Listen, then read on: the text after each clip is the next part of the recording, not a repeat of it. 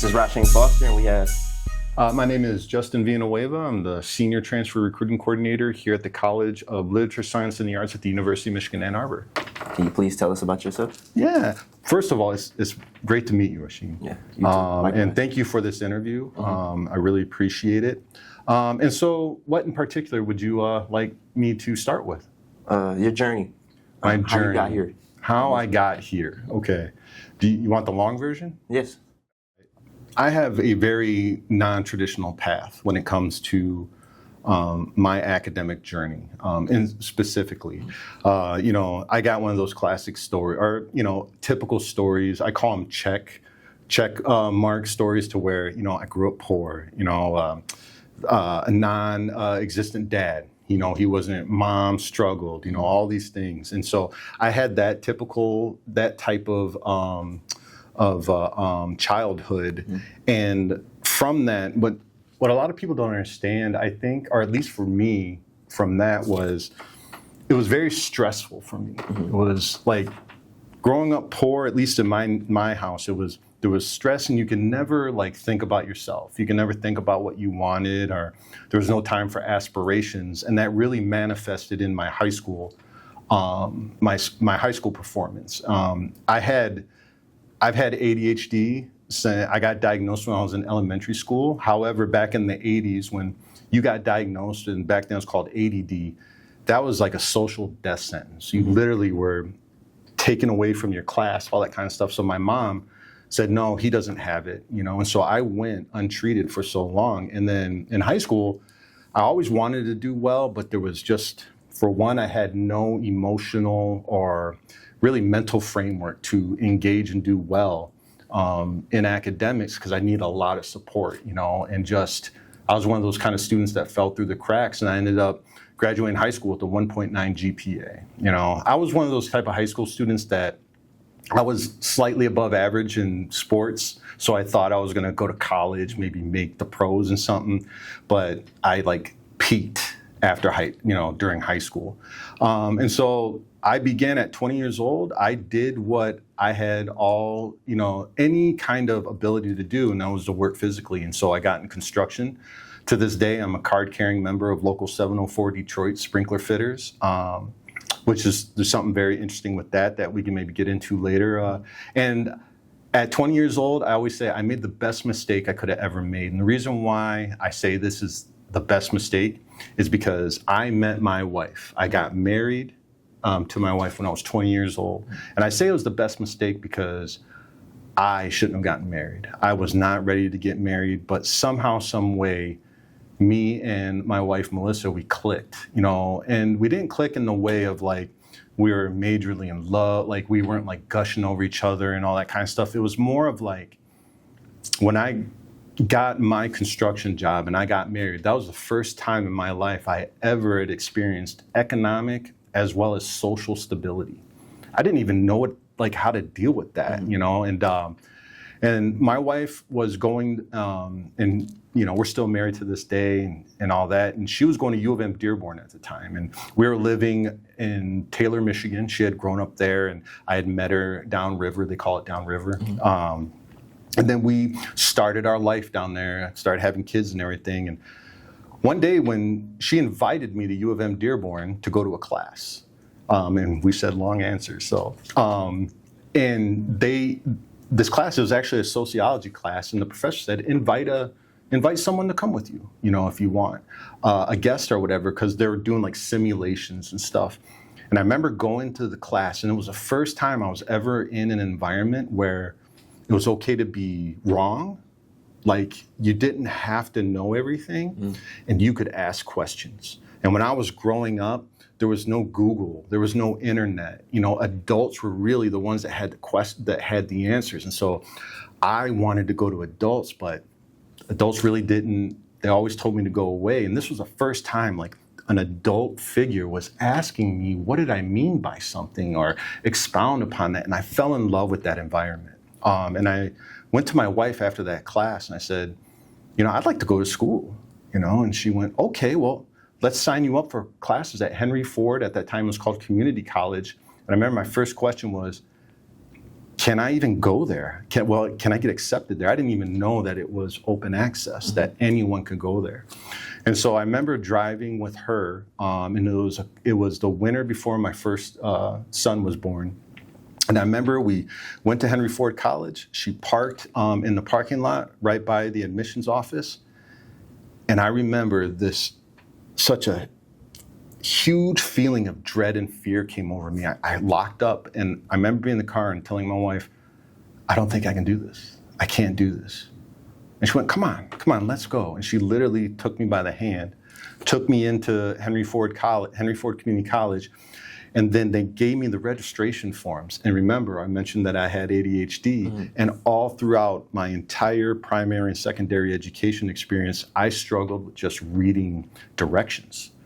And now they had given me this paperwork that had nothing but directions. And I remember staring at it and not knowing what to do. And I remember looking at my wife, and I remember Melissa, and she went, let me see it. And she grabbed it. Next thing you know, she started filling out the paperwork. And then from there, she helped me register for classes. And, you know, being a first generation student, having all the things, you know, having imposter syndrome, all that kind of stuff, it took me 12 years to get my associate degree.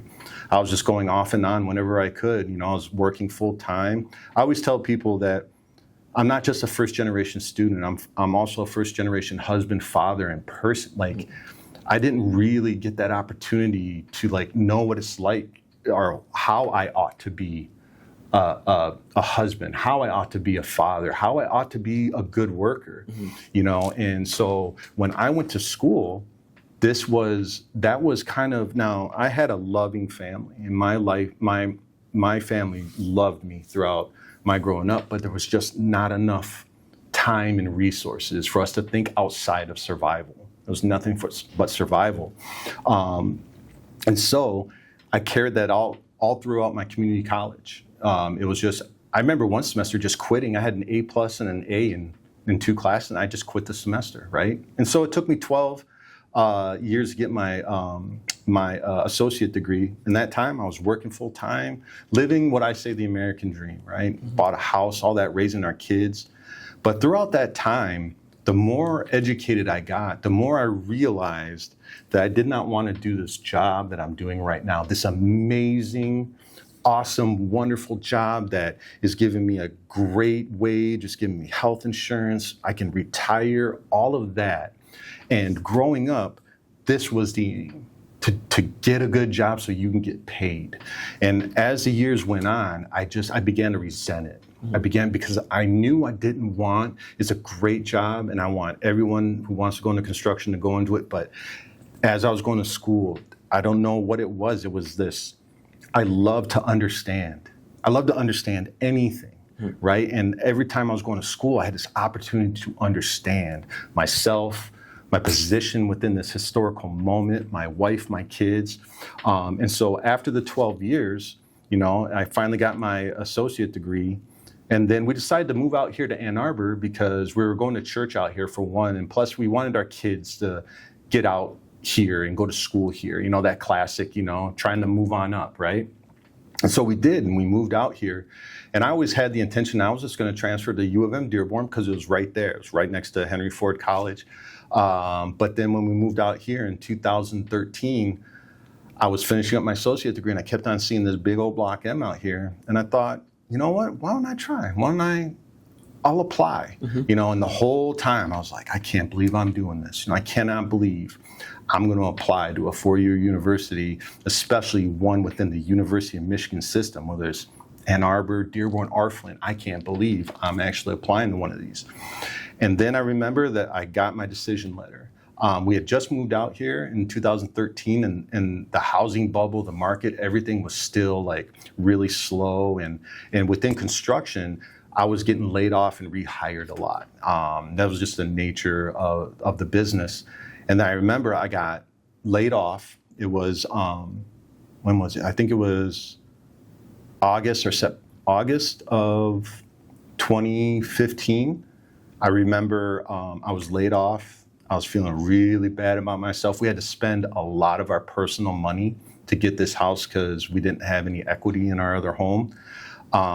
And I felt like I felt like I was failing my family. Then I got an email and I got my decision. And so I remember opening it up, and I opened up the decision, and I got denied. And I remember that was one of the lowest times. That was one of the lowest. It's one of the times I felt the lowest ever. I felt like it was like all the negative messages from when I was a kid and when I was a younger adult were like coming back in. You know, it was, and I at that moment decided I'm going to call admissions at U of M. And to be honest, I was going to give them a piece of my mind, you know, because I did extremely well at community college. And I thought they were trying to keep me out because, you know, maybe it's because I went to community college or something like that. And I was angry. And thank goodness I called. And when they answered, my first question was, I just want to know what I did wrong. She said, nothing. You did everything great.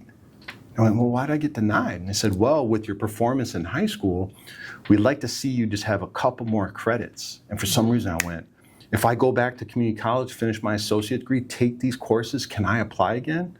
Absolutely, you can do that. And so that's what I did. And at that time, I went to Washtenaw Community College because we were out here, and I transferred those credits back.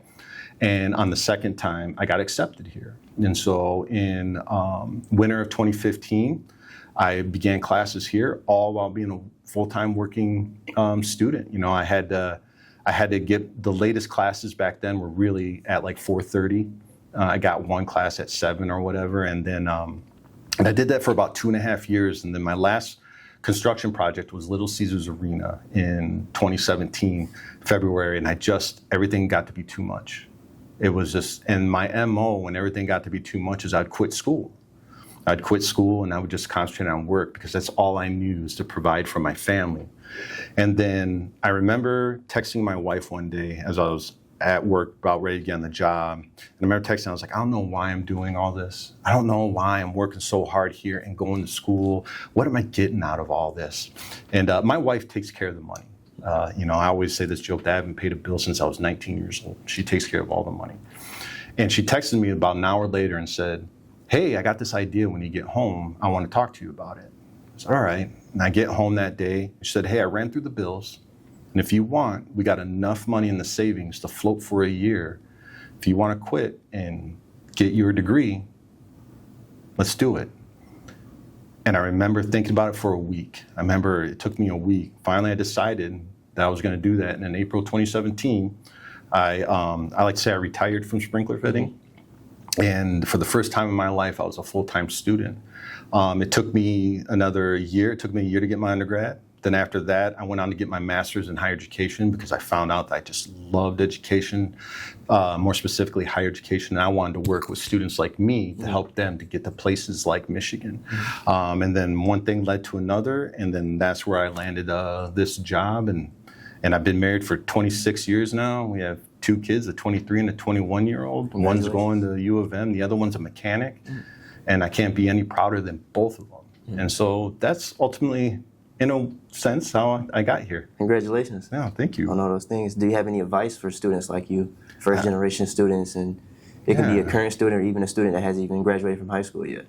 Yeah, the advice I would give is, especially if you're coming out of high school and you're a young adult, it's don't focus on, it's so counterintuitive, but I always tell students this. Think about what you want to do. What is it that you want to do? Pretend like you won $1 billion. You didn't have to worry about money.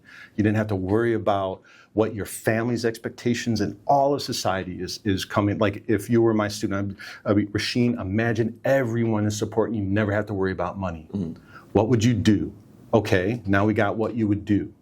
Now, what's the least amount of money you're willing to make in order to do that? So my advice would be to do everything that students can to not worry about making money as they're pursuing their higher education, because I made a ton of money in construction, and honestly, as the years went on, I began to resent every time I cashed my paycheck. Today, I make almost less than half of what I used to make, and I'm happier now than I've ever been as a professional. So pursue what you want, and it will get you where you want to go. And it's so cliche, but like I'm living proof that education can. I turned around my entire career when I was 40 years old, and it was because of education.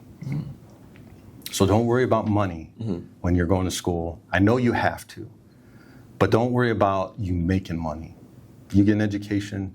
Education equips you to deal with life. It doesn't enable you to make money. That's part of it. But education equips you to deal with those quiet moments when, let's say, you get married or you decide to have a lifetime partner.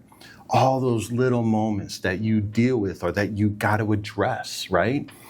Education gives you the ability to do that. If you decide to have kids, adopt or something, if you have nothing else, you got education.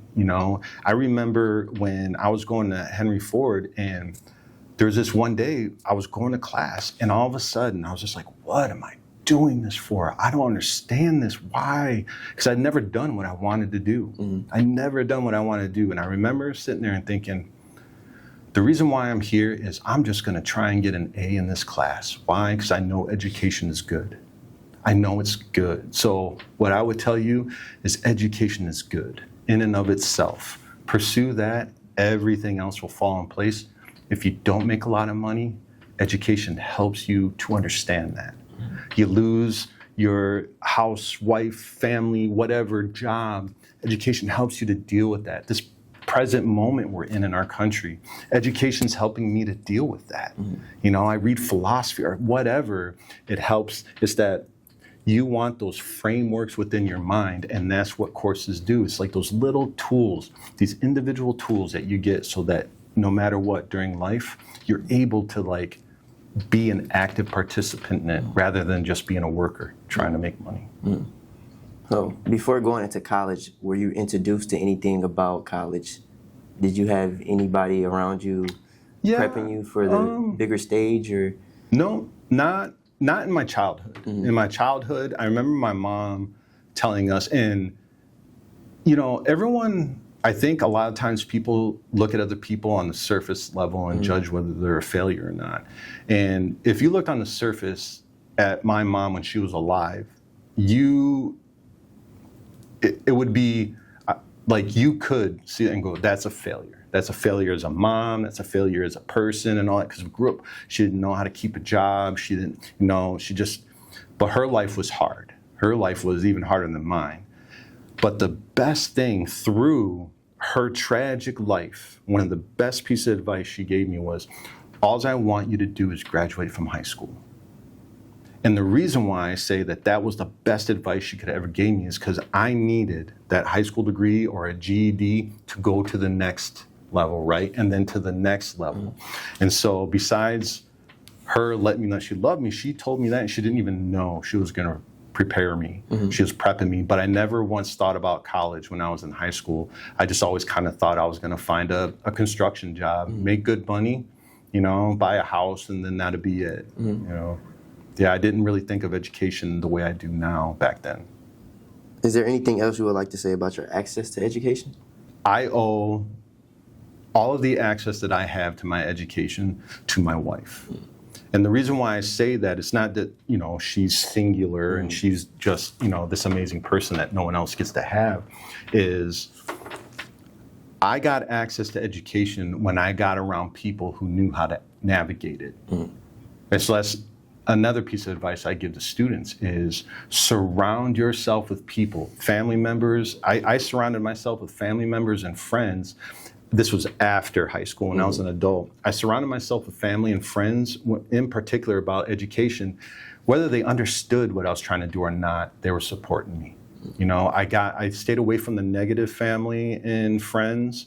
I didn't try to explain it, and then I stuck to all the people that were either in my life or that I met that I knew could help me navigate higher education. And so that's where my wife came in, because she was just extremely competent about processes and procedures. Then her aunt, wow, that'd be interesting. Her her aunt was a transfer student as well back in the 80s. And she started out at U of M Dearborn. She transferred here, but back in the 80s, you had to hide that status.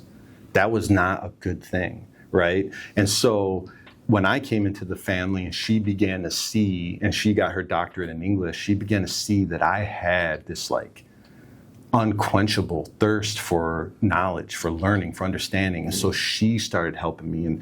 And how she gave me support, the best thing she ever did for me was when I was about 20, 21, she gave me a book. It was the autobiography of Malcolm X, written by Alex Haley. And she said, read this book. It reminds me of you. And at first, and I just knew Malcolm X from when the movie came out when I was in middle school, you know, and they had the X and all that, but I didn't really know. And then, not that I know Malcolm X now, but how I relate to Malcolm X, because I can never fully understand the way he views the world or how to view the world with his identities. But he got the vast majority of his education in prison. I remember reading this one time that he wrote out the entire dictionary because he wanted to remember the words. And I remember reading that and going, that is what I want. That's what I just don't know how to do it. I don't want to go to prison to get it, but I want that. And from that articulating in my mind this want for knowledge, that's whenever I would run into somebody, I'd start, ooh, wait a minute, this person, I think they understand. They know how to navigate this. I didn't have like, I'm going to get a degree. It was just simply, I want to take classes, you know? And so for me, it was no support when I was in high school because I just really didn't know how to seek that out. But once I became an adult, and that's another piece of, advice, is just getting with anyone and everyone that understands this system so that they can help you navigate it. I wouldn't be anywhere if it weren't for the support I got. So going to a community college and a four-year university, what worked best for you? Both. Like, I want every student who goes to community college and or four-year to get it done within the typical time frame that 2 years, 4 years. However, I always tell students it took me 12 years to get my associate degree. Where else in the world can we still share stories like that? That I just went off and on to school for 12 years. And because of that, I got to go to a place like U of M, And so I graduated high school with a 1.9 GPA, and I have 2 degrees from the University of Michigan. How did I get there? And so many times, I use it as a recruitment tool as well. And a lot of times students will say, hard work, motivation, this, that. And I always say, and the community college system. I wouldn't have 2 degrees from the University of Michigan if it weren't for the community college system. And so I think both of them are crucial for education, no matter how you want to attain it. If you got to take 12 years like me, 20 years to get your associate degree, it doesn't matter. We just had a 56-year-old last year transfer here from across the state, and they're finishing the degree after retiring, after getting, raising their kids and all that. And all of that was from the community college. They're both, to me, the most wonderful things I think humans have ever created, to be honest, as the educational system.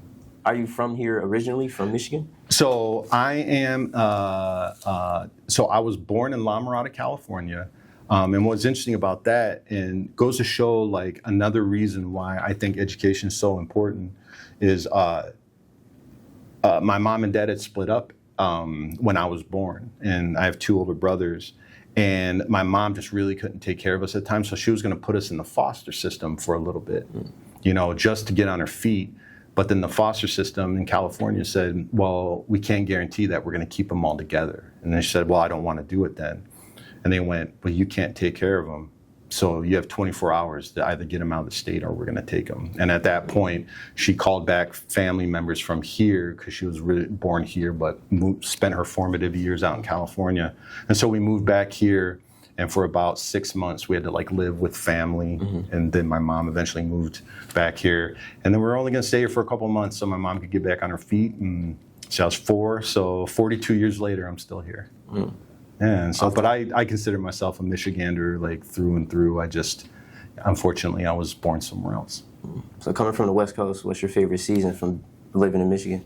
Living in Michigan, the fall. The fall, like when college football comes up. See, like I'm a Michigan football fan, separate from being a worker and a student here. Like I literally, because that was my first introduction into the University of Michigan was football when I was 9 years old, watching Desmond Howard run back amazing kickoffs. But it's the fall, just because of the change of seasons, and now because that's when school's starting back up, and all that kind of stuff. I think fall is my favorite season here. So, what's your favorite football team? In college? Both. Yeah, both. Let's see. Oh, it's the University of Michigan. Okay. That's my favorite football team of all time, like over everyone. And then obviously it'd probably be the Lions. But I just reactivated my Lions fan card because my oldest son is so into them that, now I watch them again. So. Yeah, I'm a Lions fan too. Detroit Pistons. Got to rep the Pistons, man. Yeah. Basketball's my favorite. My favorite sport. I think it's don't tell anyone. I think you have to be the most physically talented to do it. The footwork and stuff like that. But that's another thing with all that. Do you know how smart basketball players are, football players? Like think about like what they do so are you at U of M Flint right now? Yes, sir. So what are you studying? International business. International I have a business. minor in psychology. Think of all the business aspect of professional sports, right? Even college sports now because of the NIL, right? And these athletes are able to perform at this level with all the stuff that they are so much more capable and aware than we ever give athletes credit for. And so but I only was able to see that through education because I started relating how I feel like I'm a craftsman of higher education, right? Like I believe that there's a craft of learning, right? And I believe that I've worked really hard to do that. And so I kind of relate that, to like a professional athlete. And I'm over going, and I have so much more, I feel like, social capital because of my degrees than, let's just say, a college football player who's just playing football right now. I think they're just if not more talented than I am, and so it's like, that's another thing about all this. I can relate everything back to education. So going through your steps through college and getting that degree in higher education, do you feel like that changed your perspective and your view of the world and people and your own life as well? So I got an example, absolutely, completely. And this is a way that it did personally for me. I remember it was 2007, 2008. I had to fulfill a humanities requirement at Henry Ford, so I took a philosophy class. I always wanted to study philosophy. I think in the beginning it was just the idea of a philosopher and all that. And so I took a philosophy 101 class, and I started reading material, and I probably didn't understand 80% of it. Tried really hard, and I got an A in the class. But one concept I remembered was this idea of a human being, a subject and an object. Like Rasheen, there's that subject in you, right? That's outside of your body. That's like, some call it the soul, right? And then there's your object. There is your body. And then when I went to grad school, one of the theories that I learned for higher education was called self-authorship. And to this day, it's my professional theory that I engage with when I'm with students. And part of that theory is based on this philosophical idea of subject and object. And it was at that time, this was years later when I was in grad school, because I had that context, it really sank in and I learned how to apply it. When quarantine hit, do you remember quarantine? Yeah. Do you remember being in your house with and everyone was driving everyone crazy and all that? And I remember there was this one day and I was mad at my wife. We were driving each other crazy. My kids were driving me crazy. And then all of a sudden, for some reason, that concept of the subject and object came into my mind. And I remember thinking about my wife and going, right now, her object is aggravating me, or I'm allowing it to. But there's this subject in there that's dealing with life just like me. She's stressed out just like me. She is experiencing the world as a human like I am. And then I started going, wait, my kids are like that too. And then from there, it got so much better for me because I was able to have more patience and everything because I was relating to my wife and kids as human subjects, not these objects that are just causing me displeasure. And that is one of those ways that, like, I always go, it's not about a job. It's not about a job. It's about your everyday experience. And you can take I can take any concept that comes to my mind from anything that I've learned in education, and I can apply it to any specific moment in my life, and it can help me. It doesn't necessarily make it better, but it helps me to get through it, and it helps me to engage with society better. Not perfectly, but better. So how can students get to that level of applying those concepts to their everyday life now to make it easier for them to make it easier for their educational journey? And so, well, if we're going to go back with the subject and the object, concept, well, your subject is anything physical, right? Like, and aren't your emotions? Your emotions come from your physical brain, right? And this is all. And so think of everything that's physical, like your emotions, even your thought process, because that is physical electricity going through your brain, and then separate that from your subject. And let me give you an example. It's like every time I went to school and I was trying to not drop out. I was trying to stay in. I would do what I called mental judo flips, to where I would think of anything and everything to get me past those emotions of doubt, fear. I had a lot, to this day, I still have a lot of anger. Anger, because all those objective things, because anger is objective, is it not? Clearly this person's mad. Right. It was getting in the way of the rational, subjective part of me that wanted to live a good life, be good for my wife and kids and society, learn. And so that's what I recommend to students now, is get a hold basically of what can you control and what can't you control. And I'm just now learning at 46 years old that I may not be able to control in that moment getting angry, like getting really angry, right? But I can control how I react to that anger or that fear or that doubt. And so if you're a first gen like I am, or you grew up in poverty, or you're coming into an environment that's completely different. I went from instability to stability. I went from no expectations to a lot of expectations, right? I went from, you are just, what can you do for me, to what do you want to do for yourself, right? And so all that is parsing that out. It's parsing out, going, okay, right now I'm mad. I got a bad grade, right? But is that what I'm really mad at? Okay, I am, but what can I do with that anger? What can I do with that anger right now? I can drop out, or I can study harder. I could blame it on everything else, or I can go to tutoring. You see how the choice, and it's the main reason why I absolutely love education is I believe the more educated you get, the more choices you have. And I think that's what being a human is having the freedom to choose how you want to express yourself. And education teaches you how to do that without hurting everyone else. And so that's what I would tell you is, like, when you are nervous, you're full of doubt. This is what I always tell students. When you feel imposter syndrome, try to convince your mind that's letting you know you're on the right path. Because when is the time when you feel imposter syndrome? When you're on the path, when you're going to school, when you're doing the good thing. And so school's always good, no matter what. And again, I always say, it took me 12 years. Where I came from, I have family members who will still make fun of me for that. Can you believe that? They'll make fun of me because it's not in a typical 2 years, right? Yeah, it took him 12 years though. But now I have 2 more degrees. Right.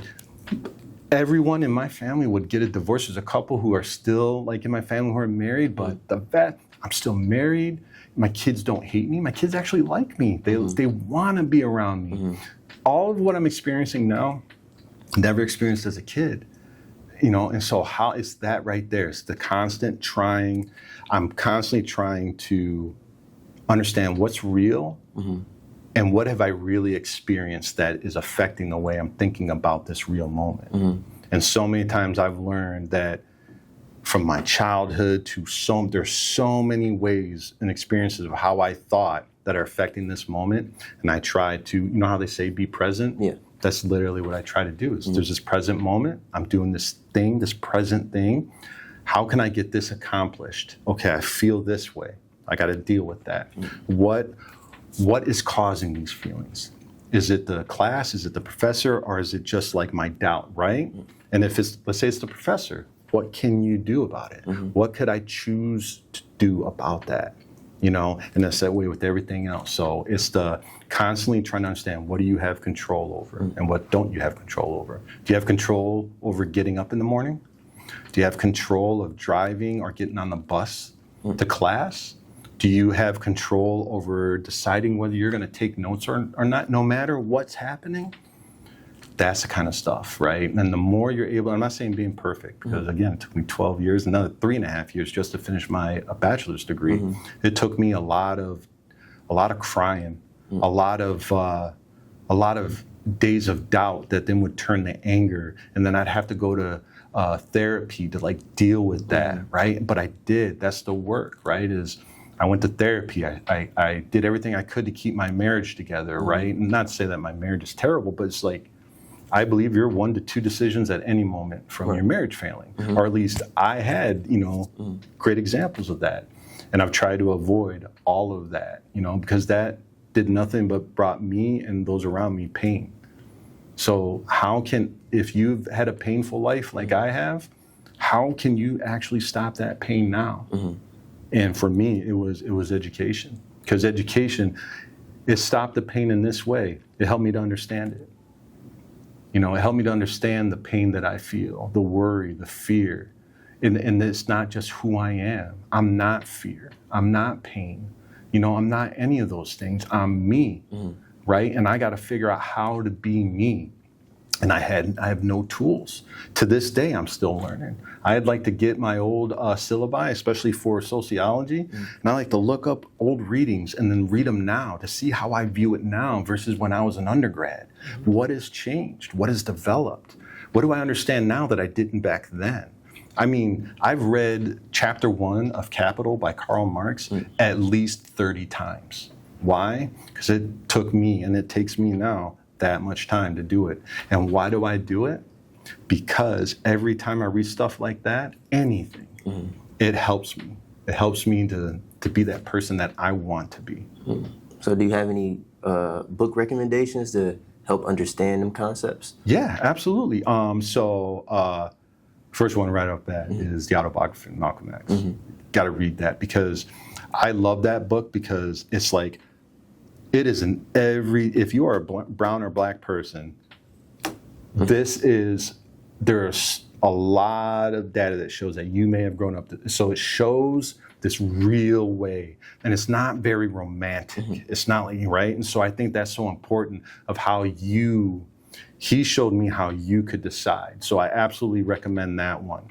And then let's see. Wow, I never had anyone ask me book recommendations? For book recommendations. I know this is going to sound weird, but I absolutely recommend Capital by Karl Marx, especially chapter 1, because not to agree, not to become a communist, not to, anything like that, but it's just to understand how money came about, the human sacrifices it took, and how money actually works.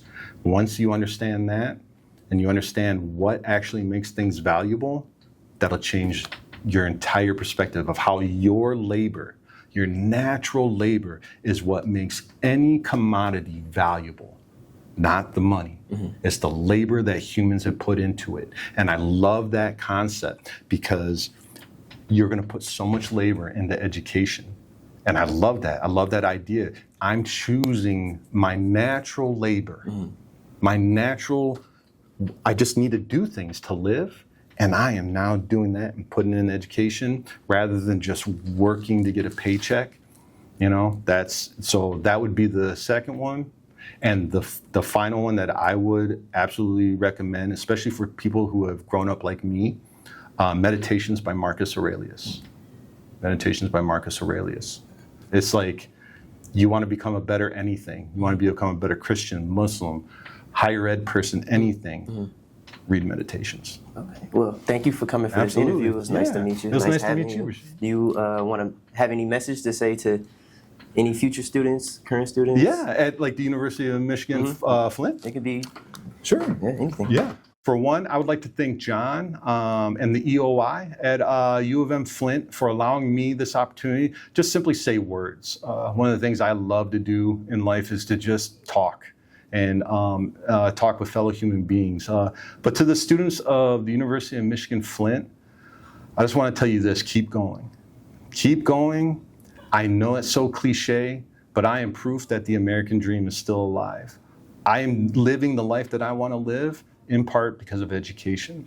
Education is here to give you tools for life. The more tools you get, the more you'll be able to understand life, understand your place in it, and then you'll be able to get to choose what you want to do with your life. And so that's what I want to end with, is always remember, higher education is a good thing no matter what.